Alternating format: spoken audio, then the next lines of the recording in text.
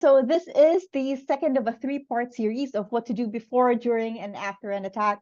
I have been tasked for the part of the during. So this is conducted by the Blackpanda response team that is based in Singapore. So if you attended the first one, welcome back. If this is your first webinar of the series, I hope you take away a thing or two from this one, and I hope to see you on the next one too.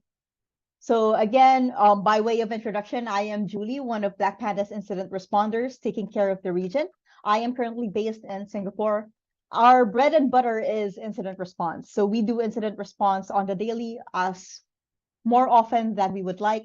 And this is across various industries in the region. So the incidents we've handled for the past year have mostly been ransomware cases, data leaks, breaches, system breaches, business email compromises. And more often than not, it's usually a combination case. So it's never just one incident. But more on that later. Our agenda for this afternoon, it's not meant to be a highly technical talk, but more of what would you and your organization do if and when a cyber attack happens. So if you do want something a bit more technical in the future, do let us know in our survey after this webinar. And there is only so much we can squeeze in 20 minutes, but we will do our best. There would be some interaction required from our audience, so just a few poll questions. And there is meant to be a Q&A at the end of the presentation, but if you already have your answers at any point in time, please feel free to put them at the chat box, and then the team and I will try to respond either in real time or at the end of the presentation. So one of the most common questions we get asked is, how do you know when an incident is truly an incident and when do you respond? So the answer is very simple on our part, because you and your organization actually decide. So an event becomes an incident only when the organization declares it. So for example, if we are called in for a response procedure, we call it an official incident. If the organization activates any part of their incident response playbook due to any kind of event, even without qualification, it's an incident. Even if it later turns out to be a false positive, it is still an incident that was declared. Now, why does this matter? So understanding the difference between an attack and a breach is crucial because it influences your response, specifically the containment, eradication, and recovery measures. So it also impacts the realistic time frame for full remediation. Because remember, all cyber breaches are cyber attacks, but not all cyber attacks lead to a breach. So for cyber attacks, we rarely get called in for an attack unless there's real concern. So sometimes it turns out to be a false alarm. So the situation could have gone worse, but it didn't. The attack didn't lead to a breach. Here's how we like to explain it. So imagine arriving at a house where someone's been splashing gasoline around. It could have been really, really bad, but the worst never happened. So for us, this is actually the best case scenario when we respond. The potential for major damage is there, but it's avoided before the situation is even escalated. Now, when we talk about a cyber breach occurs when a cyber attack is successful, like they made it through the door. So the positive side of a cyber breach getting detected, it means that your detection mechanisms are working. So like a smoke detector, your detection mechanisms are in place and they are doing their job. So they have alerted us to the smoke before the fire gets too big. It gives us a chance to respond quickly. So it means that the defenses set up caught the attack early. It puts us in a stronger position to actually contain and mitigate the damage. Now, in this scenario, when we arrive, we find smoke, there's fire, but there's no major damage yet. So the breach has happened, but early detection means we can still prevent the worst from happening. So the last one is when the cyber breach has happened, but all we see are the after effects or impact. Now, ransomware is particularly clear-cut when it strikes. The impacts are immediately visible. So you know right away because you see encrypted files and ransom notes. The operational disruption is immediate and unmistakable. But with incidents like data leaks or breaches, it's a different story. Because most of our clients only realize something's wrong with their data when it's already on the dark web. And that could take weeks or even months to discover. So by the time we're called in, we often find that the house is already damaged. Sometimes there's still a fire, but in the worst cases, the house has already been burned to the ground. So just to set expectations, right? When incident responders such as we come in, the easiest to remediate and bounce back from is the first scenario. And it progressively gets harder and trickier the farther right you go. So sad to say, in a ratio of 10 cases that we get called in, usually 8 out of 10, it's already at the impact stage where things are burned to the ground. So when it does happen, once an incident is declared, here are some key questions for the hypothetical victims to ask themselves. So no matter which stage of the three houses scenario they are in. First question is, do I need to call for help? Because not all incidents are the same. If it's a small malware outbreak, you might not need a full incident response team. Or maybe your internet is down, but you're unsure if it's a denial of service attack or it's just your internet provider acting up. So some key questions to ask ourselves. One is, do you know if you're under attack or you're already breached? Again, this is what we discussed the first few slides on. Knowing whether the threat actors are currently inside your organization makes all the difference in response.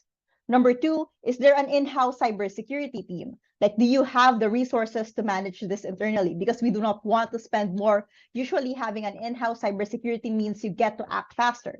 Number three, is the breach ongoing? So this means your organization has the tools and capabilities to identify the stage of the attack. Number four, is there an existing playbook for this scenario? If yes, your organization has prepared for this, and it's likely you've already conducted tabletop exercises, so you would know what to do. Number five, do we know the extent of impact? If you understand the full impact, you can still determine if it's still within your control. Number six, do we have legal obligations based on the breach or its impact? Are you in an industry or country with heavy regulations around data breaches? If the answer to any of these questions is unclear, call for help. If the teams reporting to you can't give you a straight answer, it's time to get outside assistance. So first question is, do I need to call for help? Second question is, are the correct people in a war room? So a war room is typically a room for which business or strategy is planned. First off is, you can't have a war room without a general. One of the biggest mistakes we see is late stakeholder engagement, often because cyber attacks are treated as an IT problem instead of a business issue. Number two is, who can make critical decisions? For example, who has the authority to shut down operations? Who has the authority to disconnect the internet or take the mail server offline? So who has the access to execute those decisions? They should be the people in the war room. Understand how long it will realistically take to carry out these actions and what the potential impact would be on your organization. Because again, every organization is different. So key people to include in war room is one, decision makers who can act quickly if needed. And number two are your IT and your InfoSec experts familiar with the organization's infrastructure and security setup. And then you start filling in the gaps with vendors if only needed. Make sure that the right people are engaged early, because this means that you have identified your gaps early on. We have a saying that goes, we would rather that you over prepare than under prepare, especially during an incident, because during an incident, people tend to panic more. Most processes don't get followed because of the panic that sets in when decision making is clearly needed. Next question is, what is the impact? So usually when we go in, we ask, what do you think is the impact? They don't know. We always say that we would want to assume the worst case scenario unless proven otherwise, because this allows us to do the most stringent procedures and measures to actually save if saving is needed for the organization during a cyber attack. So determining the full impact can be difficult. So start with these two simple critical questions. First question is, are daily operations affected? Number two, is the data in my care compromised? So these yes or no questions help you quickly assess whether you're facing a significant issue that requires immediate action. So this also helps make informed decision-making for your stakeholders. So next question is, what are the priorities? So in any given day, there are only 24 hours to work with. And teams during an incident response case often put in 12 to 16 hours of effort per day. So every task on the list is a priority and everything is important. So in the next 24 hours, what needs to be done? Like, do we need to start recovering laptops? Should we focus only on the servers? Do we need to validate the potential data leak? At what time should regulators be informed? Because even when the techniques, tactics, and procedures may be familiar, the business context can differ significantly, which means priorities will vary accordingly. As incident responders, we will try to help you set your priorities, but as an organization, you should be the one telling us, like, at this point of time, the next 24 hours, I want us to focus on getting our operations back on track. And we would work towards that case. We usually provide advice based on our assessments, but again, you know your business and organization best. Organizations that can clearly identify their priorities from the outset tend to contain, eradicate, and recover from incidents more effective and swiftly. So remember, your priorities need to be realistic and time-bound. I have done an incident wherein the priority is actually to close the incident. That is not a real priority. It's not realistic and it's not time bound. So again, something to keep in mind. So let's talk about containment, eradication, and recovery. So containment is a prerequisite to eradication, and eradication is a prerequisite to recovery. It's a process. You can't do everything at the same time. So each step is critical and it builds upon the previous one. Full remediation can take time. The entire process can extend over weeks or even months. Many businesses simply cannot afford that much downtime, which is why prioritization is essential. So by establishing clear priorities, we can focus on partial containment, eradication, and recovery to ensure that critical operations can continue while we address the incident. So this approach allows you to manage the situation effectively without unnecessary delays, ensuring that your organization can resume normal operations as quickly as possible. So let's talk more about these three things. So containment refers to the limiting and preventing of further damage to a computer system or network. Our biggest challenge in conducting investigations is the lack of evidence sources. This is the result of two things. It's either by the threat actors or by the team for actions done during containment. That is the truth. So threat actors usually delete evidence sources when they're covering their tracks. So they implement containment measures such as so threat actors by covering their tracks, and then you have your IT team implementing containing measures such as unplugging devices, shutting down servers, reformatting affected endpoints, or reconfiguring firewalls, which can lead to logs being overwritten. Now, while we understand the need for immediate containment, it's important to recognize that every action taken at this stage has potential consequences on the investigation. So you need to outweigh it more. So what do you actually prioritize at this point in time? Do we have backup logs that we could use for investigation purposes? So our question right now is, we have a poll question ready for containment. This is question number 2. May, could we have that set up? Is that available? Yes. So our question is, unplugging the computer the best choice for containment? Yes or no?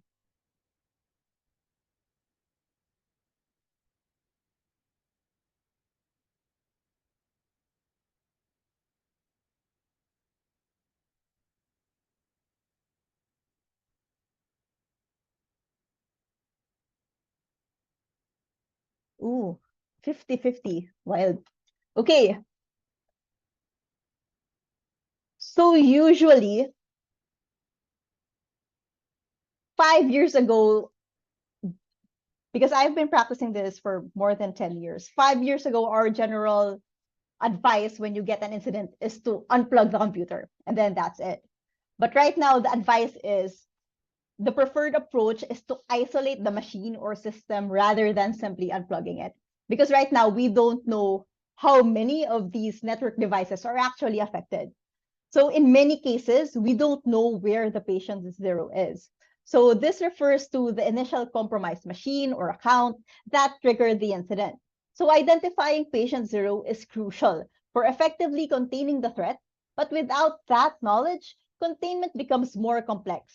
So in a network environment, such as most organizations, this means taking the affected machine offline. Offline does not mean plugging it off. So disconnect it from the internet, terminate VPN connections, or if necessary, take down an entire Active Directory forest. This is how you isolate. So my preference, if feasible, is to take decisive action on these things. Like don't wait for general advice or don't wait for the thing to spread out.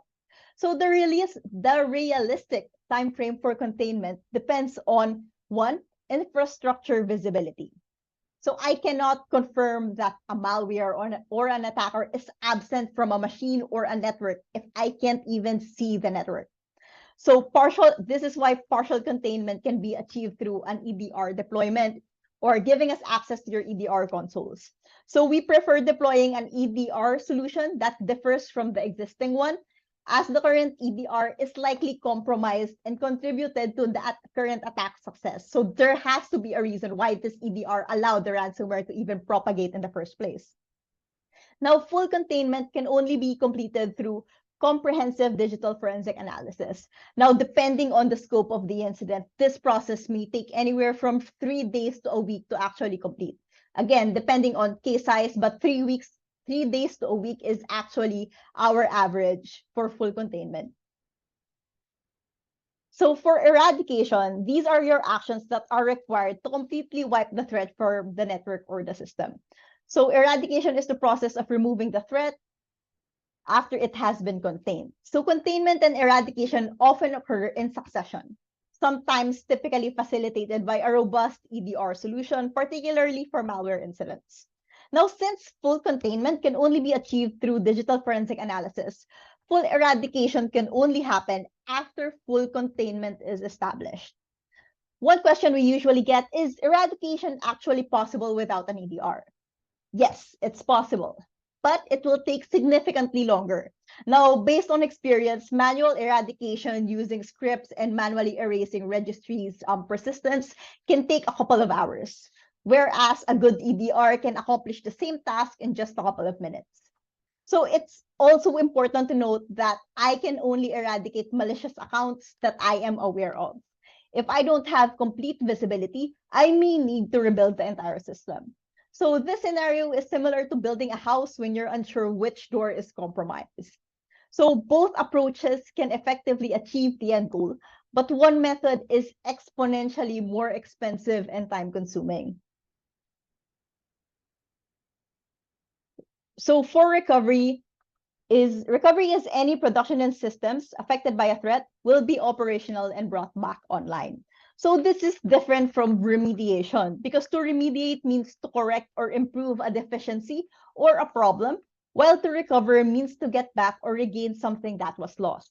Now, for example, during a ransomware attack, if the server goes down, your recovery would involve reformatting the server and bringing it back online with the exact same configurations. However, remediation goes a step further. It involves actually fixing the underlying issues that caused the problem in the first place. Another example is recovery for laptops would involve a clean reformat to restore functionality. Remediation would include the installation of an EDR solution to enhance security and prevent future incidents. So again, those are the two key differences. So as an incident response service provider, during the incident itself, we offer recovery services. So we want to get you back online. We don't go for further security strengthening because these are steps that could be done once we actually close the incident. So it's important to note that remediation introduces an extra step to the recovery process, ensuring that not only do we return to a functional state, but we also strengthen our defenses moving forward. Key takeaways.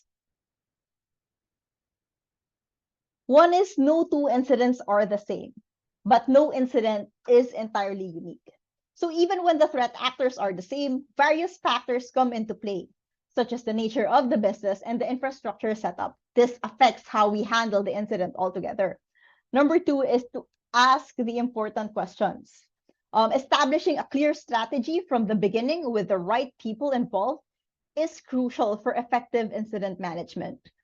Number three, prioritize quality over quantity. So simply throwing warm bodies or additional personnel and money at the situation will not necessarily speed up the incident response process. Focus on deploying skilled resources and effective strategies to drive better outcomes. And the last one is preparation is key.